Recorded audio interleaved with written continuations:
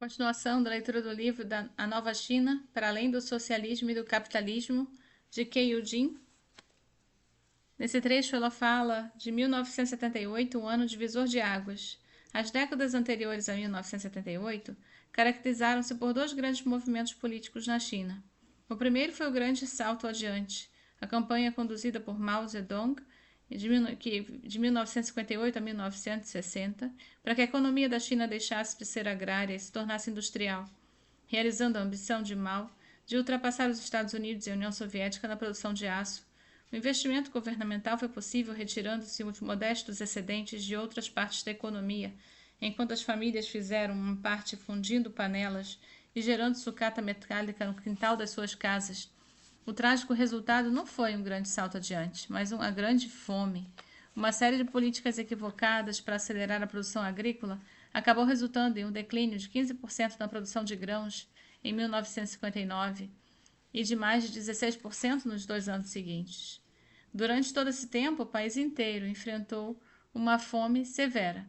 Em meados da década de 70, a economia da China estava em ruínas, arrasada pelo ineficiente planejamento central à maneira soviética e pela estagnação econômica que acompanhou a Revolução Cultural. Sofreu também com o calamitoso terremoto de Tangshan, que matou mais de 240 mil pessoas e feriu gravemente outras 160 mil. Embora a China tivesse se tornado uma potência nuclear em 1964 e o quinto país a lançar com sucesso um satélite em órbita em 1970, ainda estava afundada na pobreza. Foi então que morreu Mao Zedong, fundador da República Popular da China comunista. Foi diante desse pano de fundo que Deng Xiaoping subiu ao palco na qualidade de seu novo líder supremo, aplaudido por aqueles que se lembravam dele como um homem pragmático, afeito ao progresso econômico antes de ter sido destituído do poder pouco antes da morte de Mao, após o qual ele regressou ao poder. Apesar de elevadas esperanças depositadas em Deng, em seu novo papel, poucos chineses poderiam imaginar as reformas históricas que ele desencadeou, preparando o caminho para a China do futuro. Os desafios que tinha de enfrentar eram assustadores. Não eram só econômicos, mas também ideológicos. Até então, os líderes da nação orientavam-se por uma mentalidade política baseada na luta de classes. A linha dura da velha guarda resistiria a qualquer mudança que se desviasse do marxismo-leninismo ortodoxo. No entanto, se uma pequena parte do país fosse capaz de evidenciar o sucesso de determinada reforma, até as vozes que mais se opunham à reforma poderiam ser abafadas pelo coro dos apoiadores. Deng Xiaoping mostrou-se à altura na ocasião, concentrando-se em duas questões.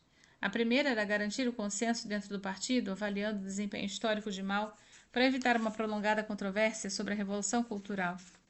Isso a ajudaria na reorganização política, afirmando que o pensamento de Mao Zedong deveria ser interpretado de maneira holística, correta e abrangente, afrouxando as amarras da ortodoxia ideológica o suficiente para abrir um caminho rumo à reforma econômica. A segunda questão era como implementar as novas políticas econômicas, e nesse ponto Deng Xiaoping foi flexível e paciente, reconhecendo os perigos de erradicar de uma vez a economia do estilo soviético por meio de gigantescos programas de privatização. Preferiu a abordagem de atravessar o rio pisando com cuidado sobre as pedras. Esse gradualismo representou um jeito engenhoso de adiar a resolução de algumas questões espinhosas, tais como a conciliação da propriedade privada com os ideais de um Estado socialista ou do livre comércio com a teoria marxista do valor. Ou seja, no ano de 1978, quando Deng Xiaoping voltou pela terceira vez do desterro político para tornar-se o líder inconteste da República Popular, marcou uma virada crucial na história chinesa contemporânea. Foi o ano em que a China abandonou a cartilha baseada na doutrina comunista pura e embarcou em uma série de reformas que transformaram o país. A garrafa que prendia o gênio do crescimento foi então, enfim, destampada, mas ainda havia alguns obstáculos importantes a superar antes que ele pudesse usar todo o seu poder. A transição pela qual a China passou no século XX, da pobreza à prosperidade econômica, além de ter sido rápida, também se sustentou, mas como indica o gráfico a seguir, uma análise mais atenta do crescimento do país a cada ano revela que a subida não foi sempre tranquila e livre de dificuldades. Em alguns anos, a taxa de crescimento anual chegou a 14%, ao passo que em outros caiu para menos de 3%. Então não houve uma mudança única que botou a economia em um caminho de crescimento contínuo. Pelo contrário, o crescimento ocorreu em surtos ligados a ondas específicas de reforma, cada uma das quais visando a uma fraqueza estrutural específica do sistema econômico. Quando o efeito positivo de alguma reforma começava a se esgotar, vinha uma nova onda de reformas que se reproduziam com outro surto até que ele também se esgotasse. É famosa essa frase de Deng Xiaoping: a reforma é a segunda revolução da China.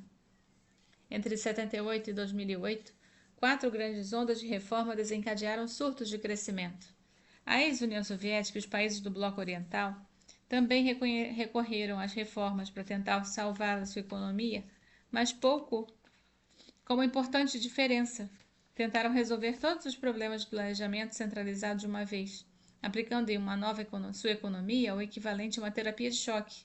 Despreparados para o choque da privatização e da liberalização súbitas de seus mercados, essas sociedades não sentiram um efeito terapêutico.